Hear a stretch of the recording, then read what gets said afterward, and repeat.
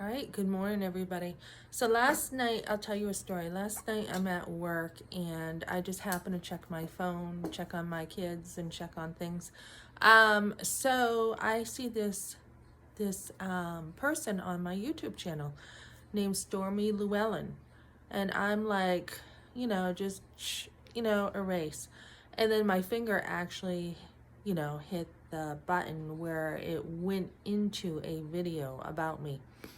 And so this person, Stormy, I'm pretty sure, like 100% sure it's Kevin, because of the comments left and my husband and his family coming after me.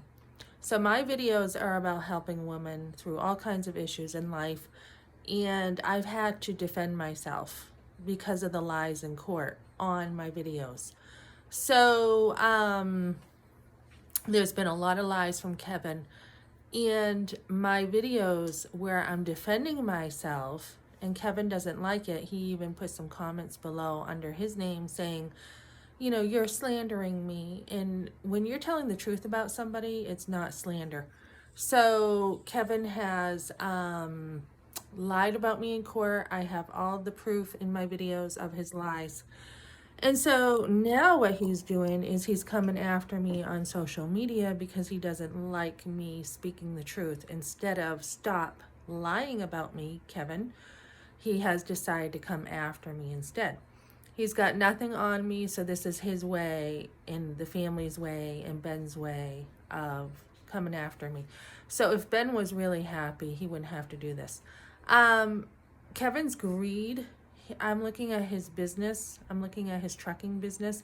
He claims about 220 some odd dollars a year in revenue from his business. So he just did a video about my greed because I asked the court basically for a good amount of money, a big chunk of money. Of course, I'm negotiating and I'm not going to get everything I asked for, but there is an alimony award that the courts will give you at times. And I've been a mom of 5 sons. I've been a wife for 31 years. And this is something that when your husband just walks away, he should make sure, you are taken care of. And I can take care of myself. But it's the principle, it's not greed. It's the principle that he walked away from his responsibilities rather than taking care of his family. And this is when a man is worse than an unbeliever, when he won't even take care of his own family. So if we were to cut down the prices here, if we were to look at them, $1,400 at least for my rent. And I don't count who I'm living with or who I'm not living with because that does not matter.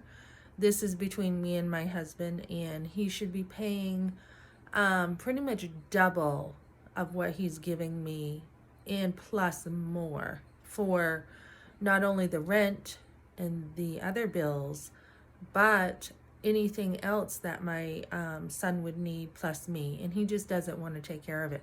So when you have, there's a danger in not walking with God. There's a danger of not staying in the Word. So he has gone, it looks like from pictures I've seen on social media posted publicly, it looks like he's gained a ton of weight. It looks like he's not taking care of himself.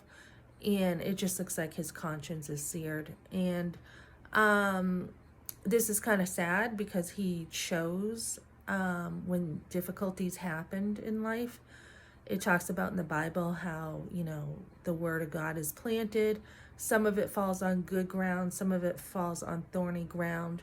And the other ground is just where like the birds come and take the seeds. And so my husband is not building on Christ. It looks like, if you want to talk about greed, I saw him with a motorcycle. It looks like a nicer motorcycle than he had. I saw him recently with a car. It looks like he possibly brought, or I should say his parents brought, because he said they were being extra nice to him now in one of the phone calls or emails, where before they didn't care a hoot about him. So this is about buying him. It's about getting him without me, as they said at Christmas time on Facebook. They want him without me.